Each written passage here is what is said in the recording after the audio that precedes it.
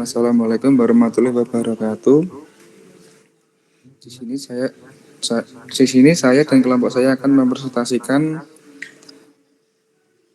mata kuliah keamanan data tentang etika dan hukum keamanan cyber di Indonesia. Kenapa sih kita peduli tentang keamanan cyber? Yang pertama, Indonesia makin digital. Yang kedua, maling data makin canggih. Yang ketiga, nyawa kedua kita. Yang keempat, tanggung jawab bersama. Undang-Undang ITE nomor 19 tahun 2016 itu updatean dari Undang-Undang nomor 11 tahun 2008. Apa itu? Ini undang-undang yang mengatur segala hal tentang informasi dan transaksi di dunia maya. Fungsinya, satu, mengatur gimana caranya jualan online yang sah.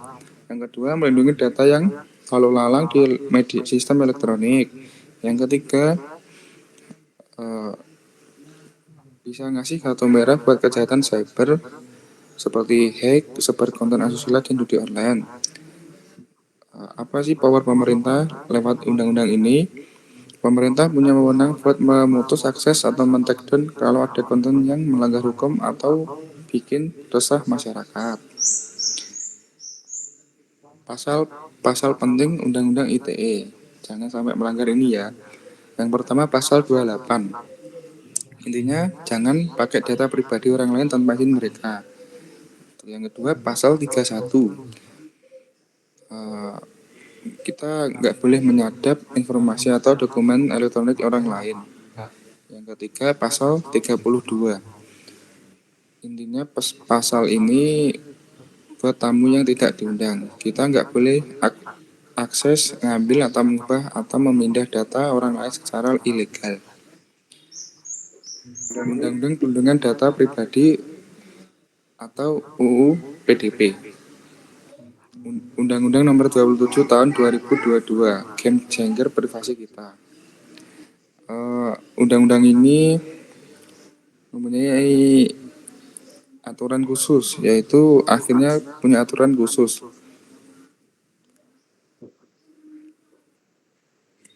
Yang selanjutnya melindungi hak kita. Siapa saja yang kena sama organisasi, baik pemerintah maupun swasta. Jangkauannya luas. Uniknya aturan ini berlaku siapa saja yang memproses data WNI meskipun perusahaannya ada di luar negeri. Jadi aplikasi asing pun bisa tunduk sama aturan ini kalau usernya orang Indonesia. Kewajiban pengendali data pribadi. Yang pertama, punya alasan yang jelas. Yang kedua, minta data seperlunya. Yang ketiga, jaminan data akurat dan aman. Yang keempat, cegah akses liar. Yang kelima, punya catatan data. Hak-hak subjektif data. Yang pertama, hak tahu. Kita berhak tahu data kita dipakai buat apa dan siapa saja yang megang. Yang kedua, hak menghapus. Kita bisa meminta perusahaan untuk menghapus data kita. Yang ketiga, hak membatasi. Kita bisa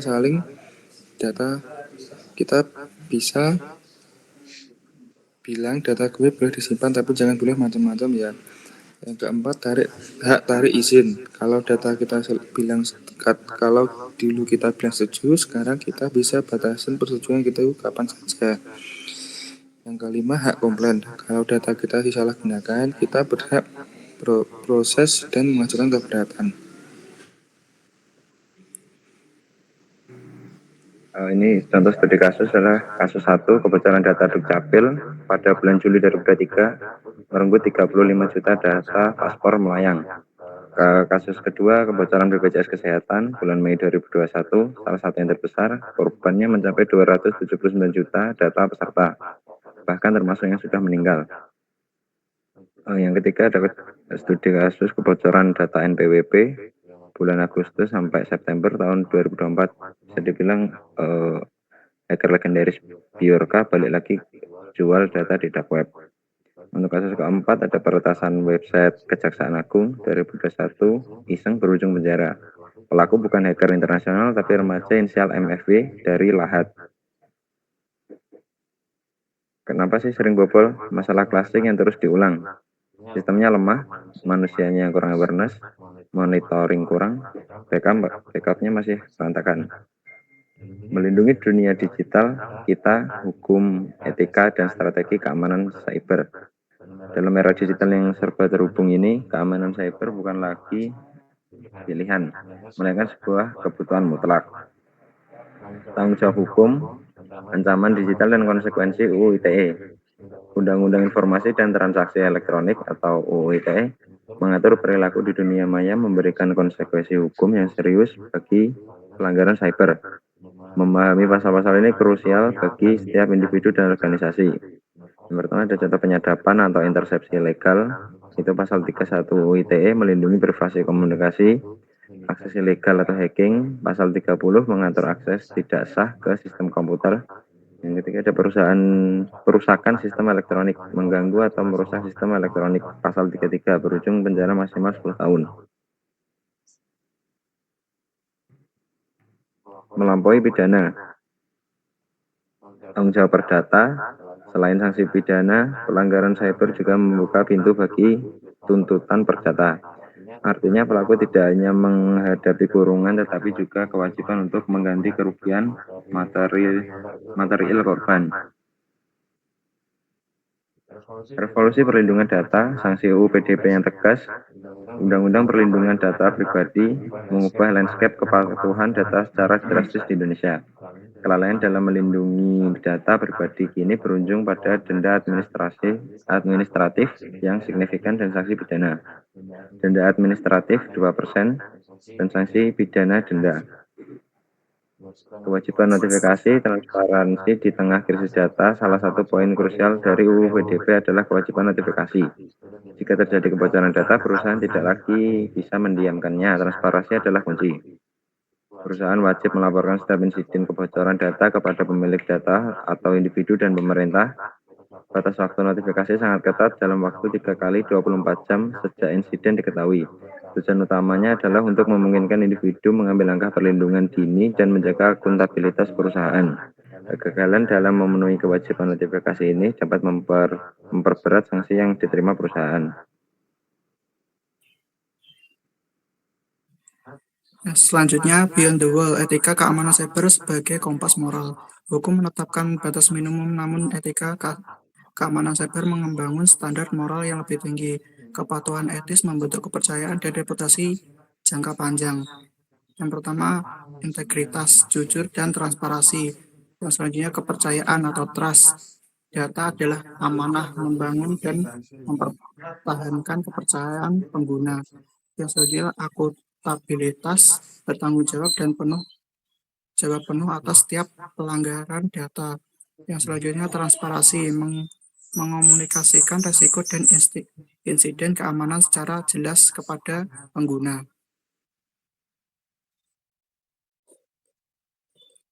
Strategi pertahanan, rekomendasi organisasi untuk keamanan cyber mencegah lebih baik daripada mengobati. Organisasi harus proaktif dalam membangun pertahanan cyber yang kuat untuk melindungi aset digital dan reputasi mereka.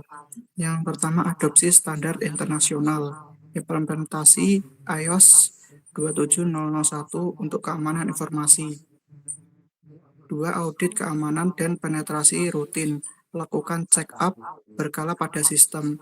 3. Edukasi karyawan berkeseimbangan. Karyawan adalah garis pertahanan pertama. Membangun ketahanan rencana respon insiden. Tidak ada sistem yang 100% aman. Yang membedakan adalah bagaimana sebuah organisasi merespon saat insiden terjadi. Rencana respon insiden yang matang dan adalah kunci. Siapkan skenario darurat untuk sebagai jenis serangan cyber. Definisikan dengan jelas. Pastikan ada jalur komunikasi yang efektif. Latih tim secara berkala melalui simulasi serangan cyber. Dengan rencana yang solid, organisasi dapat meminimalkan dampak kebocoran data dan memulihkan operasional dengan cepat.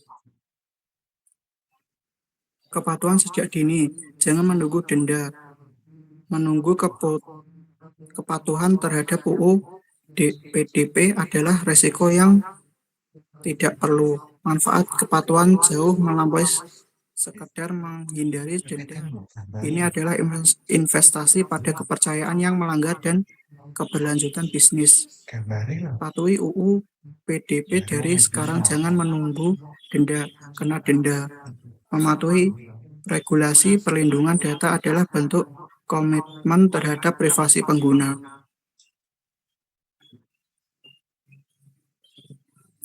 Kesimpulan keamanan cyber, tanggung jawab bersama. Keamanan cyber bukanlah tugas eksekutif tim IT. Ini adalah tanggung jawab kolektif yang membutuhkan sinergi antar teknologi yang kuat, kepatuhan hukum dan etika moral yang tinggi. Teknologi kuat, investasi pada infrastruktur keamanan cyber terkini seperti firewall, encrypt, dan sistem deteksi intuisi. Kepatuhan hukum, memahami dan mematuhi sepenuhnya UU ITE dan UU PDP. Edukasi dan kesadaran, membangun budaya keamanan cyber di seluruh organisasi. Etika moral, menghargai privasi individu, bertindak jujur, transparansi, dan akuntabel. Untuk melengkapi presentasi retorika kami tentang UU ITE dan UU PDP, kami akan mendemonstrasikan simulasi nyata bagaimana peretas bisa mencuri data di dunia real. Ini adalah praktik keamanan yang dilakukan di lingkungan sandbox lokal kami. Tidak menargetkan server orang lain, hanya website lokal kami sendiri dengan tujuan edukasi. Jadi di sini saya memiliki dua sistem, Windows untuk server web yang sedang berjalan dengan data nasabah palsu. Yang kedua ada Kali Linux sebagai tools penetrasi testing.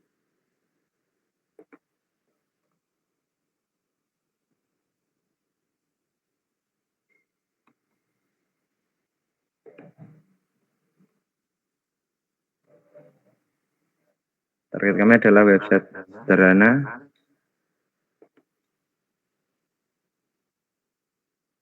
yang sengaja saya buat rentan terhadap SQL injection untuk simulasi ini. Ini seperti website kantor, pemerintahan atau bank yang memiliki celah keamanan.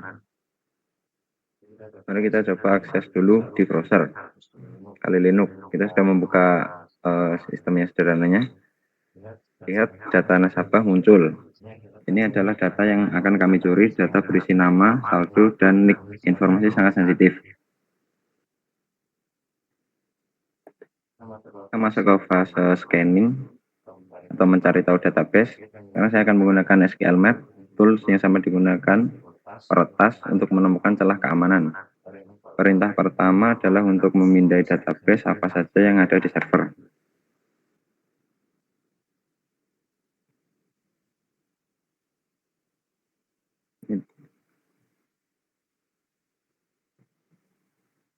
Di sini dia mengirim ribuan request dengan variasi perintah SQL berbeda untuk menemukan celah. Ini hasil database yang ada di localhost atau di device saya. Momen ini sangat penting untuk presentasi kami karena secara teknis kami berhasil mengakses sistem tanpa username atau password. Secara hukum ini adalah pelanggaran pasal 30 ayat 1 UU ITE yang berbunyi setiap orang dengan sengaja dan tanpa hak mengakses komputer dan atau sistem elektronik milik orang lain. Ancaman hukum pidana hingga 6 tahun penjara dan denda 600 juta. Ini baru tahap mencuri akses data belum kami ambil. Kedua, kita akan mengintip struktur. Sekarang kita cari tahu ada tabel apa saja di database DB rahasia.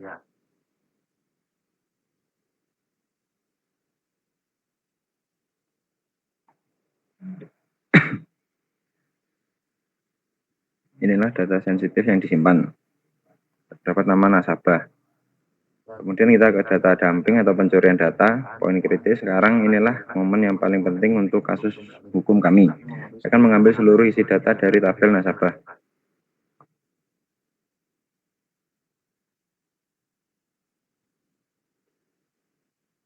Kebetulan Kebocoran data seperti kasus Dukcapil, BPJS, dan NPWP yang kami presentasikan tadi. Inilah pencurian data. Lihat tabel ini, nama lengkap, NIK, dan saldo keuangan semua terlihat di layar. Dalam hitungan detik, saya berhasil mengakses informasi pribadi yang seharusnya terlindungi. Secara hukum, ini melanggar pasal 32 ayat 2 UU ITE, akses penggunaan atau pengambilan data pribadi, ancaman 9 tahun penjara dan denda 10 miliar. Dan pasal 26 UU ITE, penggunaan data pribadi tanpa persetujuan pemilik data nasabah tidak pernah memberikan izin. Ketika ada UU Perlindungan Data Pribadi, UU Nomor 27 Tahun 2022, pengendali data atau pemilik website wajib menjaga keamanan data pribadi. Jika lalai, denda hingga 5 miliar. Meski memberitahu subjek data jika terjadi pelanggaran. Jadi kesimpulannya adalah keamanan data adalah hak dasar atau UU PDP. Pelanggaran keamanan adalah tindakan pidana atau UU ITE. Ketika organisasi yang lalai mengamankan data bisa didenda miliaran pasal 72 UU PDP. Sebagai developer kita punya tanggung jawab etika untuk menulis kode keamanan. Simulasi ini menunjukkan apa yang terlihat sederhana di mata hacker bisa menjadi miliaran rupiah kerugian bagi organisasi dan jutaan orang di data breach. Sekian dari kelompok kami, kurang lebihnya mohon maaf. Wassalamualaikum warahmatullahi wabarakatuh. Waalaikumsalam warahmatullahi wabarakatuh.